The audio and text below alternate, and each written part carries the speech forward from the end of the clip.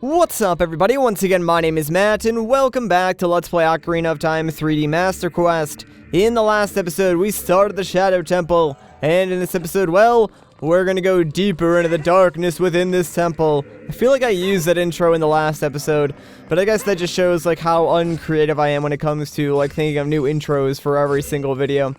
Anyways, though, we're gonna head over in this direction. I believe we caused these ice blocks to spawn in the last video by shooting, like, that, ice switch that was covered in ice, so, yeah, those have been sort of there for a long time, meaning that we could have come this way for a while, but, there's really no reason to go this way first. Like, it makes way more sense to go down the left path since, like, there's only one room over there. And once you're done with that, you're pretty much done with the entire left path. And god dang blade traps, man.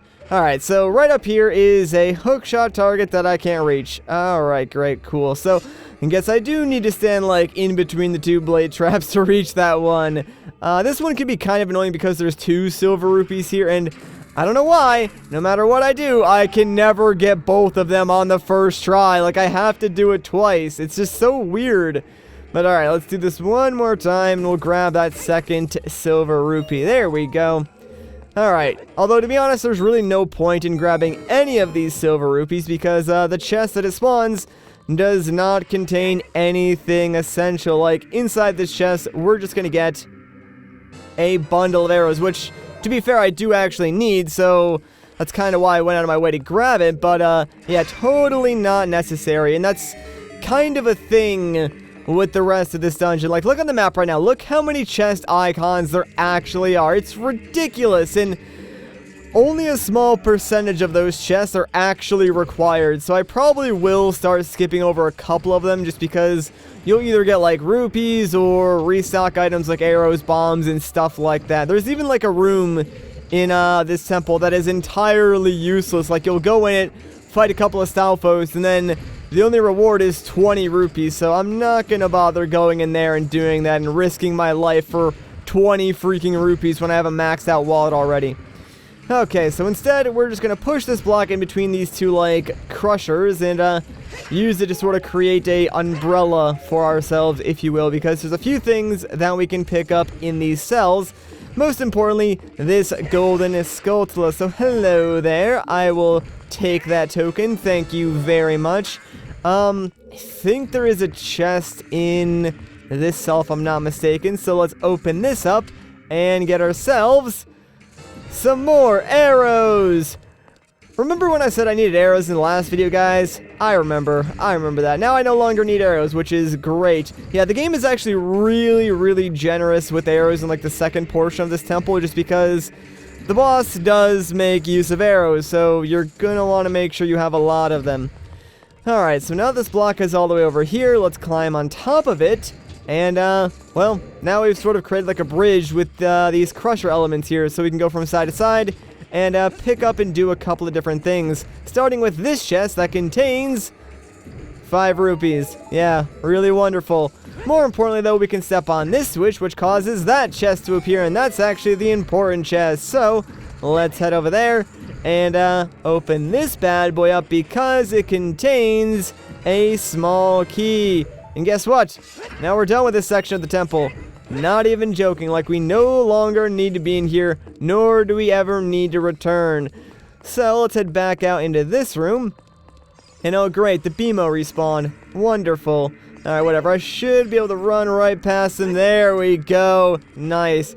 So let's make our way over to this lower guillotine over here. And you can read this on if you want to, but basically it says you're going to need your hover boots and the lens of truth. So if we use our lens of truth, we can see that there are some invisible platforms over here. One of them is moving, and it's taking us towards that door. Now, we can't cross that gap without the hover boots, so make sure you put those on, wait for the right time, and just roll right across, and you should be able to latch onto that ledge, no problem. But, yeah, as you guys can see, when you're using the hover boots, it's pretty much like you're walking on ice the entire time, so not exactly fun. If you put on your lens of truth, there are some spike traps in this room, and yes, if you wear the hover boots, you can just walk on top of the spikes without getting hurt, so, I mean, that's kind of cool. Kind of like a neat little layer of insurance in this room if you don't want to constantly use the lens of truth. But again, I would still just recommend using the normal boots and the Lens of Truth getting around here, because it's just so much easier to navigate when you're not wearing the hover boots. Although, I'll be honest, I know a couple of people who, as soon as they get the hover boots in this temple, they just wear them for the entire time so they don't have to like swap them nearly as much, which to me is just totally bonkers. Like, why would you do that to yourself, man? That just seems like you're intentionally making the game harder than it needs to be. But I guess that's a good question for you guys. So when you get the hover boots, do you wear them like as much as you can in this temple, or do you only wear them when you absolutely need to? I am kind of curious because I've seen both sides of the argument, and I want to know if I'm on like the majority or the minority in this like huge pointless debate on hover boots. I'll be honest though, I've never really been a huge fan of boots in Zelda games, like even in the newer games like Wind Waker or Twilight Princess, where they both have like equivalent of the iron boots in those games.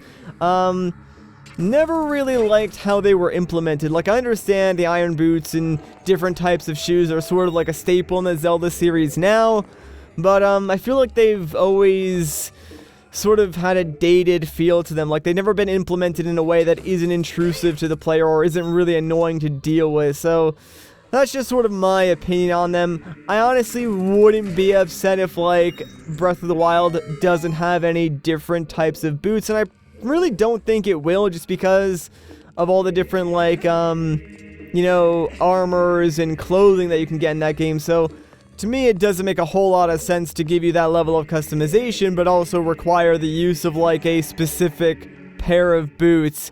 But then again, there's really not a whole lot of information on that game, so everything is just like pure speculation. That's sort of the reason why I haven't made a whole lot of theory videos for Breath of the Wild, just because I like my theory videos to be based off of some amount of factual information, and since there's really nothing like concrete about Breath of the Wild yet, I'm just not going to make any videos until we get more information on it.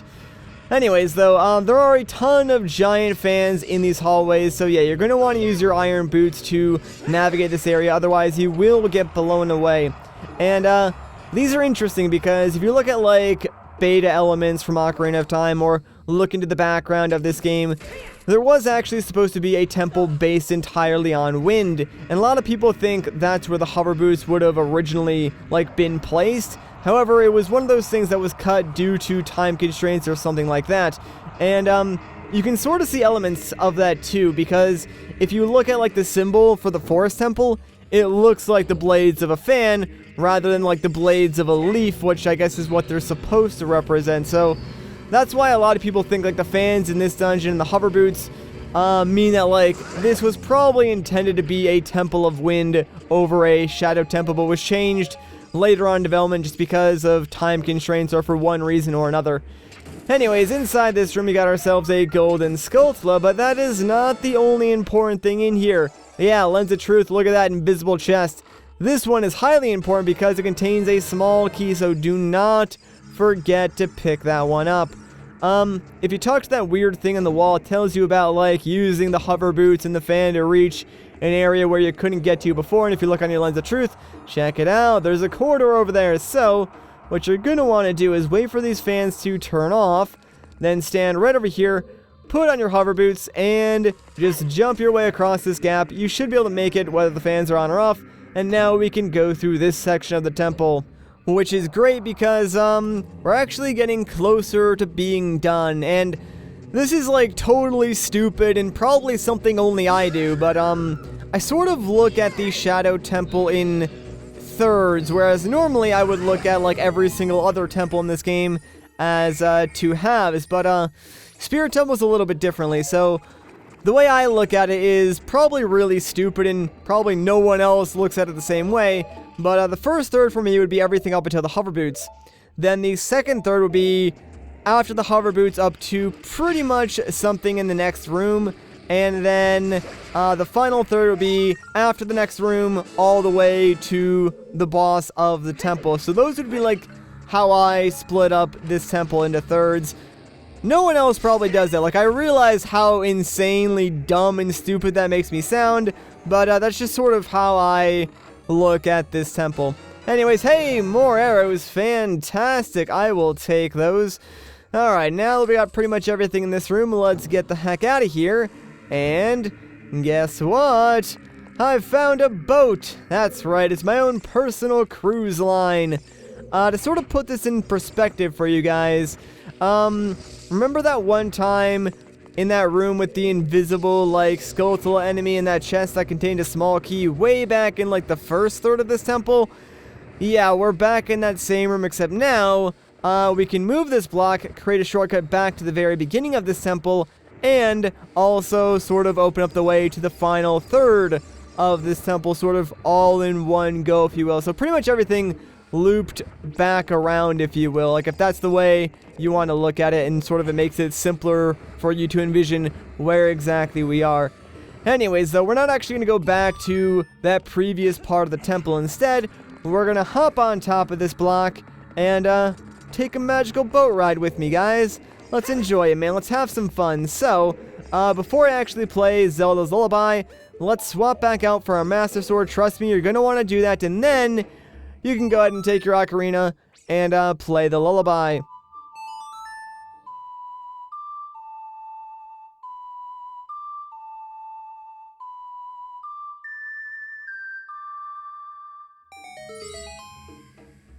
And here we go, guys. We're setting sail. I'm sure it's fine. Like, pay no attention to the weird, like, dead skull thing on the front of the boat and the back of the boat, actually. It's totally fine, guys. I promise you, this is a 5-star cruise we're going on. Like, we're gonna oh, there's a Stalfos. You know, that kind of ruins it, doesn't it? But yeah, this is why I swapped over to the Master Sword, just so I can actually use my shield when I'm fighting these Stalfos. Otherwise, it would probably not go too well. I know there actually is, like, one spot on this boat where if you stand in, like, one specific spot, you can actually trick the Stalfos into, like, jumping right off the side of the boat. I don't know where that spot is, and I've never actually been able to do it, so yeah, I can't really show that off, but I figured I would mention it for the people who are way better at this game than I am. Alright, can you just, like, die already, dude? I actually need to, like, kill this guy within a certain amount of time because, yeah, we're almost at our final destination, and, you know what? I can just jump off right here. There's really no reason for me to ride that to the end because once it gets to the end, it stops, and then it, just sort of sinks down into the abyss. Yeah, it's kind of weird, so make sure you get off before that happens. Anyways, though, now that we're in, like, the third section of this temple, you know what? I think that's a good place to end off this video. So if you guys enjoyed this part, a like rating would be greatly appreciated. If you want to see more, consider subscribing. But once again, guys, my name is Matt. Thank you so much for watching, and I'll catch you in the next one.